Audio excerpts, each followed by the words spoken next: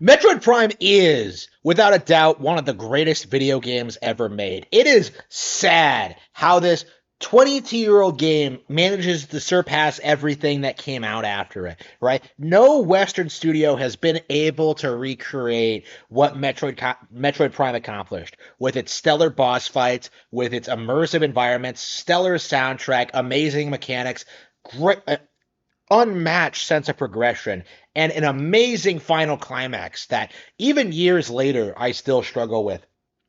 The game delivers. It's incredible how in less than a year I've played through the game twice and honestly seriously considered booting the game up for a third go to 100% it, right? Like I had an absolute blast playing through Metroid Prime again. And so much so that like one of my most anticipated games this year is the imminent reveal of Metroid Prime 2 Echoes, right? A game that I don't think has the same kind of pedigree, but is definitely really impressive in its own right. Right? Metroid Prime 2 is slept on by a lot of people, and I hope more people get to discover it, considering the popularity and success of Metroid Prime Remastered. But let's not talk about that today. Let's focus mostly on Metroid Prime. Right? What makes this game better than games like Baldur's Gate 3 or Elden Ring? And what it gets down to really is the unmatched design of the game, right? The game manages to blend realistic visuals with this really video gamey style structure, right? Where like things just kind of happen and you just kind of have to deal with them, right? You gotta fight this boss, you gotta escape this spaceship, you gotta rebuild your power-ups, you gotta go this. And the story is all told through like all these logs and through environmental storytelling. In my opinion, one of the best examples of this style of play ever, right? Games like BioShock and Dead Space tried to rip off what Metroid Prime accomplished with its storytelling, right? How it told of the meteorite that landed on Talon 4 and just destroyed all the life forms there and is beginning to corrupt it, right? And how the Chozo fought to retain the planet's ecosystem without sacrificing their values of not living in a technologically advanced culture. It was amazing. It is pure Kino if you actually pay attention to it, right? It is shockingly compelling going through this world and learning more about it, right? The game isn't a generic sci-fi setting. You're exploring ancient ruins. You're exploring deep underground. You're exploring this icy tundra. You're exploring this mine, right? Where they're harvesting an alien element, something that can't be naturally found on that planet, right? That has its own unique properties that evil scientists are trying to use for their own ends that do not come into fruition until Metroid Prime 3. Like the trilogy as a whole is kind of understated with how good it is because I think in a lot of ways Prime 2 and Prime 3 absolutely managed to surpass Prime 1. But when it comes to like, being a completely revolutionary 3D first person adventure game, like nothing really comes close to Metroid Prime. It really is the Ocarina of Time for the Metroid franchise because it really showcased how a 3D Metroid game should work.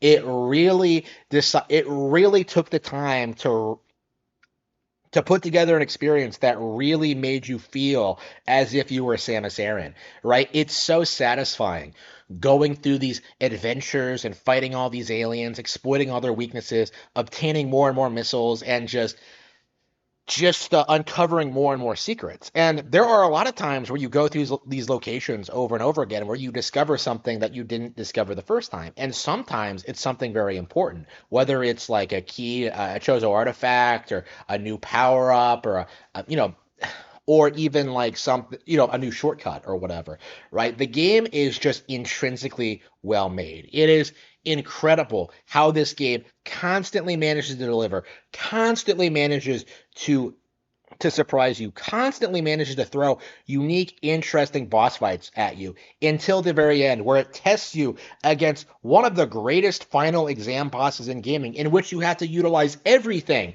and a little bit more to beat it. Like it is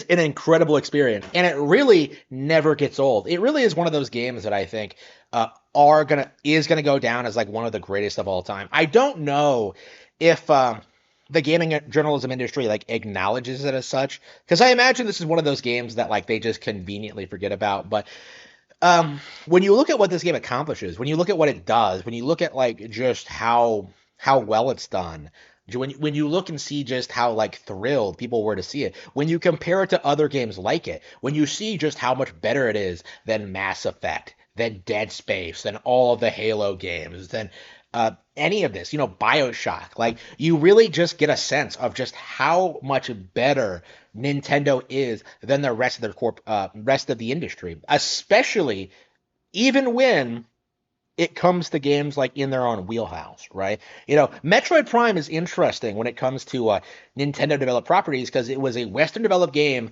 that was specifically designed to represent Western development values, right? It was realistic, it was cutting edge, it was technically demanding, it was like realistic, it was a first person shooter, like it had first person shooting elements, right? It emphasized the things that Westerners like in their science fiction. And without even trying, these guys surpassed everything that like everyone else managed to accomplish in the past decade, right? This was better than Doom. This was better than Halo. This was better than Quake or what have you, right? This was Half-Life. Yeah, it was better than Half-Life. Like it was better than what everyone else was trying to put out around the same time, whether the industry admits it or not. Metroid Prime in and of itself, I think, really showcases just how much better the GameCube was as a platform than the rest of the competition. I would much rather play Metroid Prime again than ever play Halo or any other like mediocre first person shooter that came out around that time, right? Like those games have not aged well at all. But meanwhile, Metroid Prime hasn't aged a day. All they had to do was upres the visuals and boom, a million people bought it, right?